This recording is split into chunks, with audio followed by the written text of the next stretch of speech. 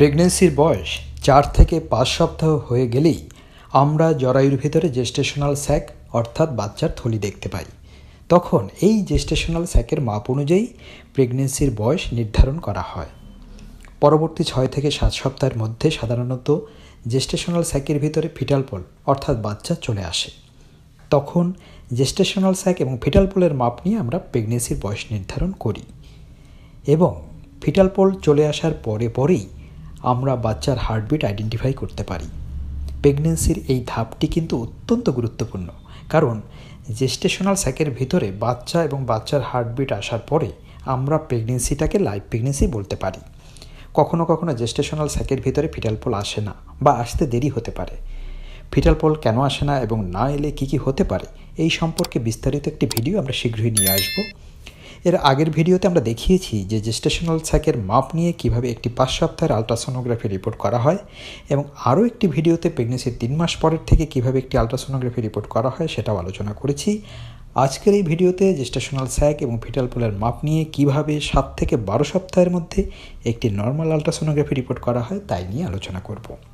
প্রথমে আসি, এই 7 থেকে 12 সপ্তাহের মধ্যে আলট্রাসোনোগ্রাফি করে আমরা কি দেখতে পাই। প্রথমে বাচ্চার সংখ্যা অর্থাৎ কটা বাচ্চা আছে, বাচ্চার বয়স, বাচ্চার হার্টবিট, এরপর জেস্টেশনাল স্যাক এবং জেস্টেশনাল স্যাকের আশেপাশের কন্ডিশন অর্থাৎ কোনো ব্লিডিং সাইন আছে কি না, ইউটেরাস এবং ওভারি। এটি একটি 9 সপ্তাহের নর্মাল প্রেগনেন্সির আলট্রাসোনোগ্রাফি রিপোর্ট। উপরের দিকে রয়েছে পেশেন্টের ইনফরমেশন, নাম, বয়স, ডেট, ডাক্তারের নাম, আইডি নাম্বার ইত্যাদি। তারপরেই রয়েছে মূল রিপোর্ট। এখানে দেওয়া রয়েছে LMP অর্থাৎ শেষ মাসিকের ডেট 16/10/24। শেষ মাসিকের ডেট অনুযায়ী বাচ্চার বয়স হচ্ছে 9 সপ্তাহ 3 দিন। আর আলট্রাসোনোগ্রাফি রিপোর্ট অনুযায়ী বাচ্চার বয়স দেওয়া আছে 9 সপ্তাহ। ডান দিকে দেওয়া আছে শেষ মাসিকের ডেট অনুযায়ী বাচ্চার ডেলিভারির সম্ভাব্য ডেট 23/7/2025। তার নিচে আলট্রাসোনোগ্রাফি রিপোর্ট অনুযায়ী ডেলিভারির সম্ভাব্য তারিখ 26/7/2025। এখানে দেওয়া আছে uterus is bulky and anteverted. Bulky মানে হচ্ছে বড় আছে এবং অ্যান্টিভার্টেড নর্মাল পজিশনেই আছে। No focal SOL is seen in the myometrium অর্থাৎ ইউটেরাসের টিউমার জাতীয় কোনো কিছু নেই। তারপর এখানে যেটা ইম্পর্টেন্ট সেটা হচ্ছে single gestational sac is seen আর হচ্ছে single embryo is seen in the sac, অর্থাৎ এখানে একটি জেস্টেশনাল স্যাক রয়েছে এবং জেস্টেশনাল স্যাকের ভিতরে একটি বাচ্চা রয়েছে। মনে রাখতে হবে যমজ বাচ্চার ক্ষেত্রে 2টো জেস্টেশনাল স্যাক থাকতে পারে এবং তখন প্রতিটি জেস্টেশনাল স্যাকের ভিতরে একটি করে বাচ্চা থাকে। আবার কখনো কখনো একটি জেস্টেশনাল স্যাকের ভিতরেই 2টো বাচ্চা থাকতে পারে। এরপরে জেস্টেশনাল স্যাক অনুযায়ী বাচ্চার বয়স দেওয়া আছে 9 সপ্তাহ 2 দিন। CRL এর মাপ অনুযায়ী বাচ্চার বয়স হচ্ছে 9 সপ্তাহ।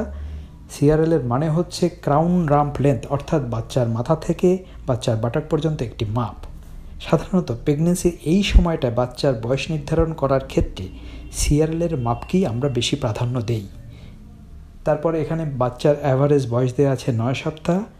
তারপর ফিটাল কার্ডিয়াক পালসেশন অর্থাৎ ফিটাল হার্ট রেট দেওয়া আছে 178 বিটস পার মিনিট। এই সময় ফিটাল হার্ট রেট সাধারণত 110 থেকে 180 এর মধ্যেই থাকে। তারপর no retrodecidual bleeding is seen অর্থাৎ জেস্টেশনাল স্যাকের আশেপাশে কোনো ব্লিডিং সাইন নেই। বোথ ওভারিজ আর নর্মাল, 2টো ওভারি নর্মাল আছে।